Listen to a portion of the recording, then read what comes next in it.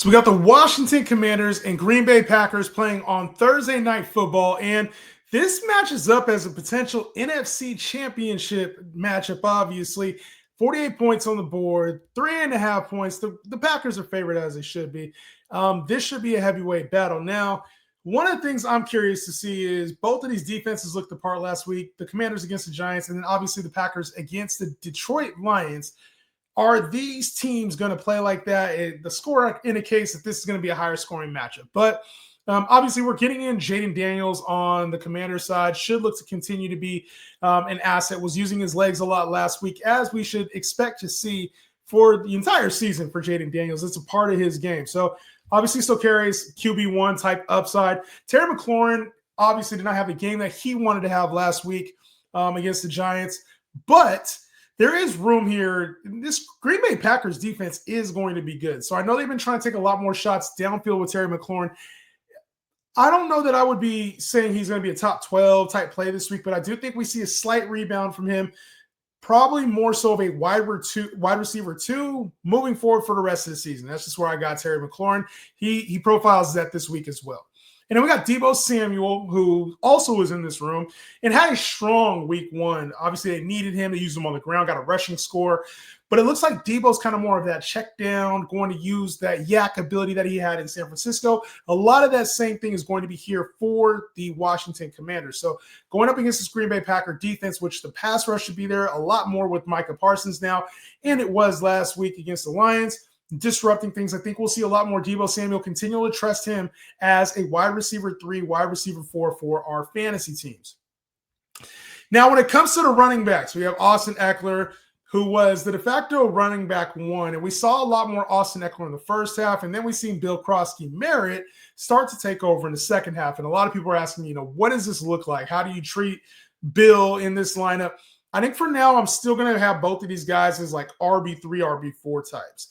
Austin Ekeler, obviously the one who's going to catch a little bit more passes, probably be more consistent, doesn't have the same upside.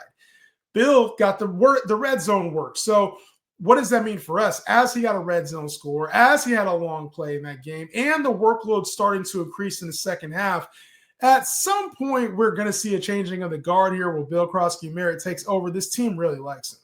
So I think for our fantasy teams, it's okay to get, enamored with the Bill hype, but also know at some point, once he becomes a starter, he's got the starting defense he's going against, and the carries are going, just the touches are going to be a little bit more sensitive. Like, things will change. So he might look a little bit Brian Robinson-ish, which isn't bad for fantasy, but it's a RB3. It's not like this high-end RB2. He doesn't have a ton of receiving work in his repertoire.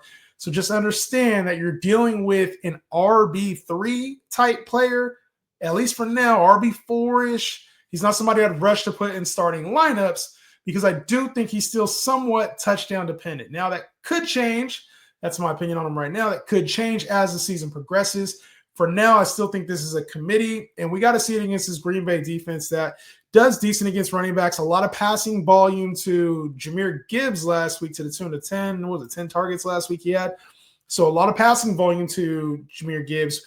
I got to see if that might be an Austin Ekeler type game. For now, I'm still ranking Austin Ekeler slightly ahead of Bill Krosky-Merritt, at least for this week. And then Zach Ertz. Decent performance last week. We expected a little bit more, did catch a touchdown. So I like Zach Ertz. I kind of think he's a floor-based tight end too. Like, we kind of know what to expect out of Zach Ertz in this game. And, Green Bay is pretty neutral across the board last week in their matchup against Detroit. So I'm not overly concerned with Zach Ertz as like a starter this week. I think there's better options with higher upside. He's a good floor-based play for those in 12 to 14 team leagues that don't really have any other options. Feel free to start him this week against Green Bay. And then when it comes to the Green Bay side of the ball, we didn't see the explosion that we want to see out of Jordan Love in a plus matchup last week against Detroit.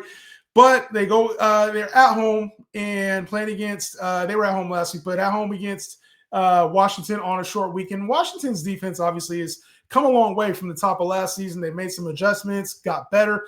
And so this should still be a stiffer matchup for Jordan Love. So go ahead and put Jordan Love in your lineups as a mid to high end QB2. I do think I gotta rein it back a little bit until we see more of the downfield passing be successful, until we see these receivers really win. until we see Jordan Love start to look like the Jordan Love from 2 years ago, I think there's a reason why he was sliding down in drafts to mid QB2 range, and I'm going to start putting him there. So for now, I'm going to temper my expectations with Jordan Love and just see what it looks like. Do they start to get the passing game more involved? This score indicates it should be a higher scoring game. But for me, Jordan Love, I would play him as a high-end QB2. Super flex, he's a go. But if you have other options ahead of him, feel free to start Jordan Love. Feel free to start them ahead of Jordan Love. And then when it comes to receivers, Matthew Golden, Jayden Reed, even Romeo Doubs, it's going to be a mixed bag, I think, throughout the year. Last week, week 1, we saw Jayden Reed. Some of the concern was him about, coming off of his injury, and he played well, got the touchdown. And then we saw Matthew Golden, who was in a plus spot, kind of look like a rookie last week as far as usage-wise. 2 catches, 22 yards. Not exactly what we wanted to see from him in this game. So where I assess Matthew Golden, he's probably going to be one of those players that you're looking to trade, potentially move off of, maybe disappointed you as your wide receiver 4. I would say for now, I would be holding Matthew Golden, especially short week. We're here Thursday night. We might see some more plays out of him than we thought. But what this does speak to is the fact that Jayden Reed is the guy here still. In my opinion, I think he's just a more reliable asset early on. They can use him in many different ways.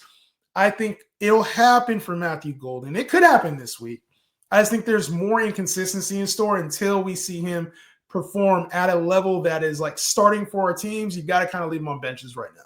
So Matthew Golden, I thought he was in a good spot last week. Obviously, needed some time. He's going to need some time to continue to make himself available. We're going to see Jordan Love look like the old Jordan Love. And so I think there's just a lot with this Packer offense that I want to see if materialize before I put Matthew Golden in lineups. And Jayden Reed is a flex play for me right now. And then Romeo Doubs is kind of off the radar right now as a bench option.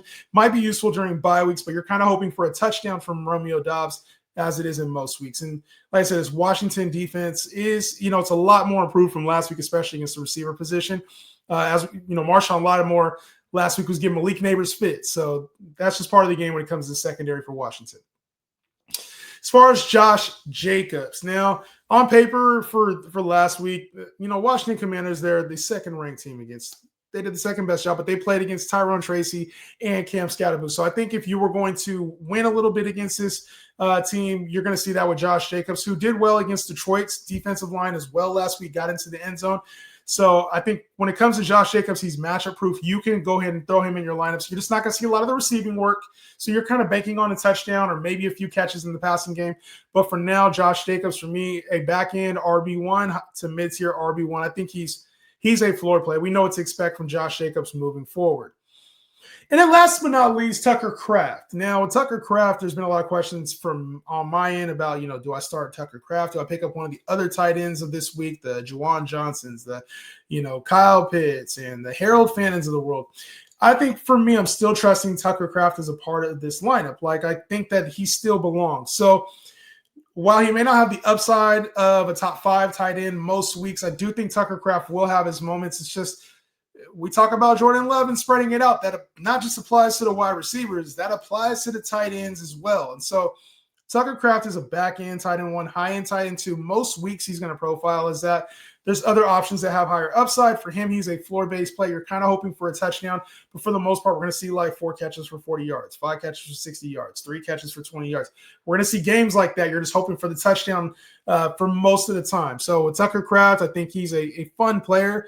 But I also think we got to temper expectations with him. He's not – there's a reason he was a back-end tight end 1 and not a guy that was in like the top 7, 8 tight ends. So just know he's a fringe start. Most of the time you might have a hot option. When it comes to tight end, you can feel free to start the hotter option. I have no issue with that. Tucker Kraft is still a back-end tight end 1 for me this week against the Commanders.